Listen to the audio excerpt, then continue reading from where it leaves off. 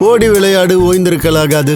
அதுக்கு தான் சூப்பர் சரவணா ஸ்டோர்ஸ்ல சம்மருக்கு ஆடைகள் வாங்கும் போது அவுட்டோர் கேம்ஸ் ஃப்ரீ. ஓடு ஆடு விளையாடு. சூப்பர் சரவணா ஸ்டோர்ஸ் சம்மர் கோடையை கொண்டாடலாம். சி.வி. சண்முகம் ஒருவரை புகழ்ந்த அதே வாயால இன்னொருத்தரை இப்படி சொல்லலாமா? புள்ளிய வழக்கத்துடன் துப்பு இல்ல. என்ன சொல்லியிருக்காரு அப்படின்றத இந்த ஒரு வீடியோல ஃபுல்லா பார்க்கலாம். 2026 சட்டமன்ற தேர்தல் நேற்று நடைபெற்றது. இதுல விழுப்புரம் மாவட்டம் மயிலம் சட்டமன்ற தொகுதியின் அதிமுக வேட்பாளரும் மாநிலங்களவை உறுப்பினருமான சி.வி. சண்முகம் அவையார் குப்பம் கிராமத்துல இருக்கக்கூடிய ஊராட்சி ஒன்றிய தொடக்கப்பள்ளியில தன்னுடைய ஜனநாயக கடமையை நிறைவேற்றினார். வாக்களித்த பின்னர் வெளியே வந்த முன்னாள் அமைச்சர் சி.வி. சண்முகம் செய்தியாளர்களை சந்திச்சு பேசிய போது, வாக்குப்பதிவு நாளான இன்று வாக்காளர்கள் மத்தியில மிகப்பெரிய மௌன புரட்சி ஏற்பட்டுள்ளது. வாக்காளர்கள் எழுச்சியோடு இந்த ஆட்சி அகற்றப்பட்டு ஒரு மாற்றம் வேண்டும்னு நினைக்கிறாங்க. மேலும் அவங்களுடைய முகத்துல இது தெளிவா தெரிகிறது அப்படின்னு சொல்லியிருக்காரு.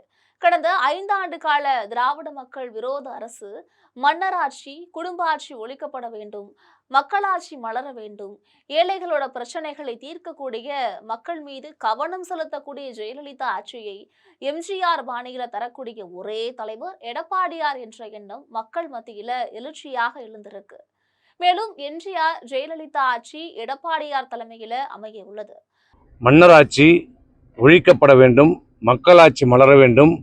குறிப்பாக ஏழைகளுடைய கஷ்டத்தை உணர்ந்த, அவருடைய பிரச்சனைகளை தீர்க்கக்கூடிய, கவனத்தை செலுத்தக்கூடிய, நல்லாட்சி தரக்கூடிய மாண்புமிகு அம்மாவுடைய ஆட்சியை, எம்ஜிஆருடைய ஆட்சியை தரக்கூடிய ஒரே தலைவர் எடப்பாடியார் என்ற இரட்டை இலை சின்னம் மற்றும் தேசிய ஜனநாயக கூட்டணி வெற்றி பெறும் எனவும் அவர் உறுதிப்பட பேசியிருக்காரு.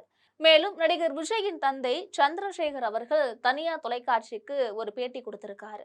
அதுல அவர் என்ன சொல்லியிருக்காரு அப்படின்னா, என்னுடைய மகனை தமிழ்நாட்டுக்கு தத்து கொடுத்துட்டேன் அப்படின்னு. இது குறித்து செய்தியாளர்கள் கேட்ட கேள்விக்கு பதில் சொன்ன சி.வி. சண்முகம், பிள்ளையை வளர்ப்பதற்கு கூட துப்பில்லை என கடுமையாக விமர்சித்தபடி அங்கிருந்து நழுவி சென்றிருக்காரு.